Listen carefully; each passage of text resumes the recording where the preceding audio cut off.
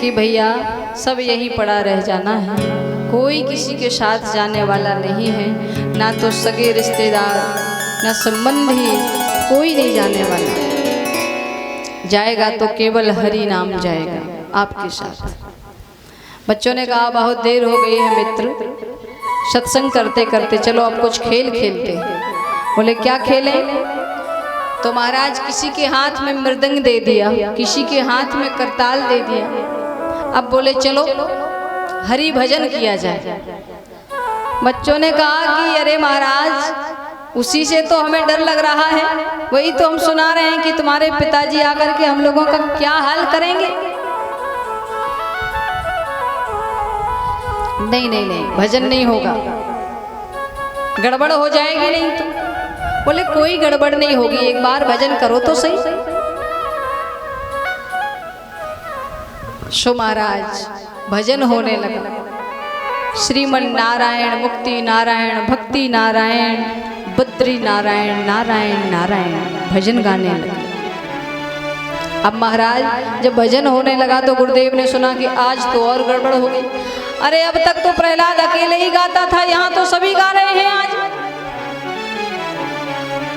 सैनिकों को भेजा, सैनिक गए बंद कराने के लिए कीर्तन, लेकिन स्वयं वो नाचने लगे। गुरुदेव ने कहा चलो चल करके हम स्वयं कीर्तन को बंद कराएंगे। गुरुदेव जैसे ही आए तो बच्चे डर गए, कीर्तन तो चल ही रहा है। प्रहलाद ने कहा इशारे ही इशारे में कि आज होगी सो देखी जाएगी, आज गुरुदेव को ही प्रसाद दे देते हैं। अब महाराज गुरुदेव जैसे ही पास में आए, गुरुदेव को गोदी में लिया, उछाल उछाल करके गाने लगे, नाचने लगे, स्मरण करने लगे प्रभु का। जब भजन चल रहा है तो भजन की आवाज पहुंची कहाँ? हिरण्यकश्यप तक। हिरण्यकश्यप ने कहा कि भजन नारायण का, वो भी मेरे आश्रम में, चलो चल करके देखे। हिरण्यकश्यप आया, आकर के देखा कि भैया सैनिक नाच रहे, हजारों असुरों के बालक नाच रहे हैं और गुरुदेव भी नाच रहे हैं, और प्रहलाद तो फिर भैया नाच ही रहा है। हिरण्यकश्यप ने प्रहलाद को तो रोका नहीं, जाकर के मुष्टिक का जोर से प्रहार किया, जमीन में कीर्तन बंद हो गया। प्रहलाद से कहा अरे दुर्विनीत, अरे मंदात्मन, तुझे इतना बड़बोला किसने बनाया है? क्यों रे, बार बार तुझे समझाने का प्रयास किया। हे दुर्विनीत मंदात्मन, कुल भेद कराधम, स्तिबधम मक्षासन दूतम, नश्यत्वाघयम क्षयम। तुझे बार बार रोकने का प्रयास किया, तूने नहीं मानी। चल आज तुझसे बाद में निपटूंगा, तेरे नारायण से निपट लेता हूँ। बोल बता तेरा नारायण कहाँ? अगर तेरा नारायण नहीं मिला, नहीं आया, तो आज तुझे यमराज के पास जाने से कोई रोक नहीं सकता है। बता, बोल तेरा नारायण कहाँ है? प्रहलाद, छोटे से प्रहलाद कहने लगे पिताजी नारायण तो सर्वत्र है, आप में भी नारायण, मुझ में भी नारायण, इस माइक की डोरी में भी नारायण, सब में नारायण ही तो है। बोले नाम फिर उसका, लेकिन वो है कहाँ? सूर्य ने की फिरे कण मांगत, पे पद सूर्य सुस्वाद कहाँ, पुनिताल मजीरा बाजत फिरे, और मेरा मतवारी शीचा कहाँ। सिया राम कथा कितनों ने लिखी, पर मर्यादा तुलसी जैसी कहाँ, और नरसिंह बसे प्रति खंबन में, पर काड़न को प्रहलाद कहाँ।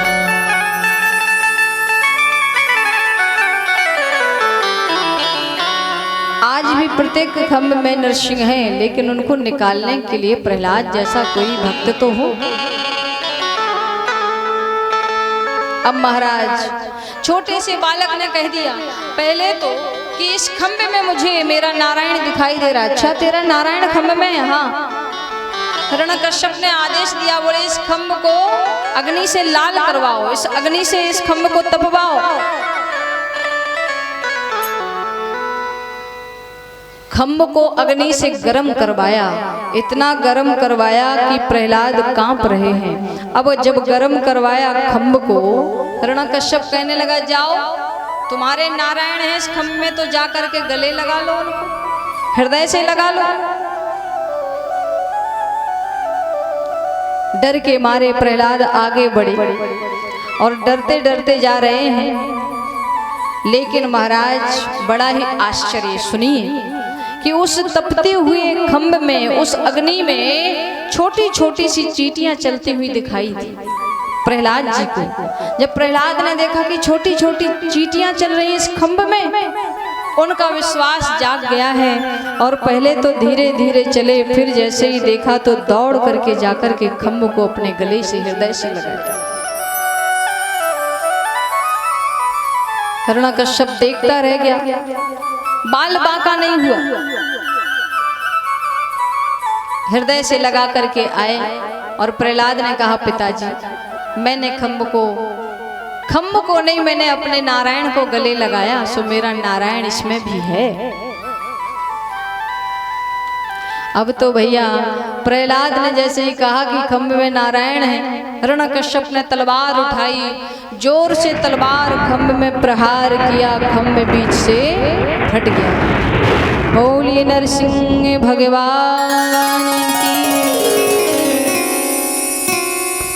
नरसिंह भगवान दौड़े दौड़े आए, प्रकट हो गए हैं, जोर जोर से होमारंभ कर रहे हैं, जोर जोर से दहाड़ रहे हैं और हिरण्यकश्यप को दौड़ करके पकड़ लिया। युद्ध होने लगा। जैसे ही युद्ध होने लगा तो महाराज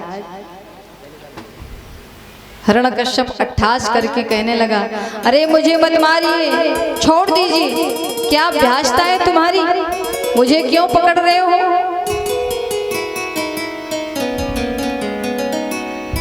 तुम मुझे क्या मारोगे? भगवान ने कहा कि मैं तुम्हें अब मारूंगा। बोले मुझे नहीं मार सकते हो। क्यों? अरे मैंने वरदान मांगा है कि ना मैं दिन में मरूं ना रात में, ना भीतर मरूं ना बाहर, ना नर से मरूं ना पशु से, ना अस्त्र से मरूं ना शस्त्र से। भगवान ने कहा ये तुम ही बताओ कि तुम्हें दिन दिखाई देता है कि रात? शाम के 4 से 5 बजे के समय में गोधूल की बेला चल रही है।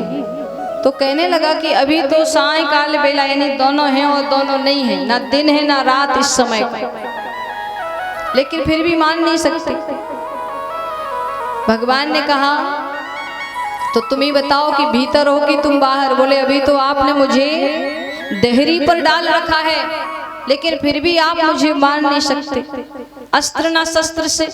तो भगवान ने कहा सुनो, मैं तुम्हें अपने नुकीले नाखूनों से चीर डालूंगा, ना तो ये अस्त्र है ना ये शस्त्र है, लेकिन फिर भी मैं ना नर से मरूं ना पशु से। बोले ये भी तुम ही बता दो कि मैं तुम्हें मनुष्य दिखाई दे रहा हूं कि पशु? बोले ये तो तुम हो, दोनों हो दोनों नहीं हो, क्योंकि संपूर्ण शरीर मनुष्य का और केवल मुखार बिंद है शेर का, सिंह का। दोनों हो दोनों नहीं हो, फिर भी मान नहीं सकते हो। क्यों? ब्रह्मा जी से वरदान मांगा। क्या मांगा है बताओ, जल्दी जल्दी बताओ। बोले मैंने वरदान मांगा है। क्या मांगा? कि हे ब्रह्मा, आपकी बनाई हुई सृष्टि में किसी भी चीज से ना मरूं। तो नरसिंह भगवान ने कहा सुनो, हम ब्रह्मा को बनाते हैं, हमें ब्रह्मा थोड़ी ना बनाता है। तो आप कौन हैं जो आपने ब्रह्मा जी को बनाया? बोले मैं नारायण हूं। आहा, नाम सुनते ही नारायण का हिरण्यकश्यप उछला और तलवार उठाने के लिए दौड़ा, लेकिन नरसिंह भगवान ने फिर पुनः पकड़ा और जंघाओं पर डाला और कहने लगे ज्यादा मत उछलो, थोड़ा और समय है, अब हम तुम्हें मारेंगे। अट्ठास करके कहने लगा हिरण्यकश्यप तुम फिर भी मुझे नहीं मार सकते हो, क्यों? बोले मैंने वरदान मांगा है कि हे प्रभु, हे विधाता, इन 12 महीने में किसी भी महीने में ना मरूं। तो भगवान ने कहा ये पुरुषोत्तम मास चल रहा है, 13वां महीना तुम्हारे लिए ही बनाया है। हिरण्यकश्यप कहने लगा ओहो, मुझे नहीं मालूम था कि महीने भी 13 होते हैं, नहीं तो मैं महीने भी 13 मांग लेता। इतना कहा, नरसिंह भगवान ने हिरण्यकश्यप को जंघाओं पर डाल करके अपने नुकीले नाखूनों से उसके पेट को ही चीर डाला है। आज उसका उद्धार कर दिया है। बोले नरसिंह भगवान की जय, नारायण भगवान की जय। समस्त देवताओं ने फूलों की वर्षा की है, बड़े प्रसन्न हो रहे हैं। आहा, जब हिरण्यकश्यप का उद्धार हो गया तब भी भगवान बड़ी जोर जोर से होमारंभ कर रहे हैं, उनका कोप शांत नहीं हो रहा है। होमारंभ किए जा रहे हैं, ब्रह्मा विष्णु सभी थर थर कांप रहे हैं, शिव महादेव सब कांप रहे हैं कि अब क्या होगा, इनको कोई मनाओ, कोई तो शांत करो। परम वंदनीय माता लक्ष्मी जी को बैकुंठ से बुलाया कि जाकर के कहा कि माता आज भगवान बड़े नाराज हुए, कुपित हो रहे हैं, सो कृपा करो उनको मनाओ। लक्ष्मी जी ने कहा एक तो वो वैसे नाराज हो नहीं सकते, कुपित होते नहीं हैं, अगर वो आज आ ही गए क्रोध में तो मैं उनको मनाने का प्रयास करूंगी। शो भैया, परम वंदनीय माता लक्ष्मी जी जैसे ही आई, लक्ष्मी जी को देख करके नारायण भगवान स्वरूप नरसिंह भगवान और जोर जोर से दहाड़ रहे, और जोर जोर से होमारंभ कर रहे हैं। लक्ष्मी जी ने कहा कि देखो भैया, पास में जैसे ही जाने का प्रयास किया तो जोर जोर से दहाड़ रहे, होमारंभ कर रहे हैं। लक्ष्मी जी ने वहां से दौड़ लगा दी और दौड़ लगा करके बैकुंठ में जाकर के दूसरी सांस ली। बोले भैया काहे को हमारे साथ में तुमने ऐसा संकेत किया? अरे वो वहां विष्णु भगवान थोड़ी ना थे, नारायण नहीं, वो तो कोई जंगल का जंगली शेर लग रहा है मुझे। ब्रह्मा जी ने कहा जब तक इनके भक्त प्रहलाद को इनके सामने नहीं भेजोगे तो इनका कोप शांत नहीं होगा, इसलिए प्रहलाद को सामने भेजा। प्रहलाद जी आए, नरसिंह भगवान ने प्रहलाद जी को पकड़ करके हृदय से लगाया और गोदी में बिठाया और जीभ निकाल करके प्रहलाद को चाटने लगे। प्रेम आंसुओं से प्रहलाद को भिगा दिया। प्रहलाद ने कहा हे हरि, हे नारायण, आपने बहुत बड़ी कृपा की है, आप मेरी बात की रक्षा करने के लिए यहाँ प्रकट हो गए।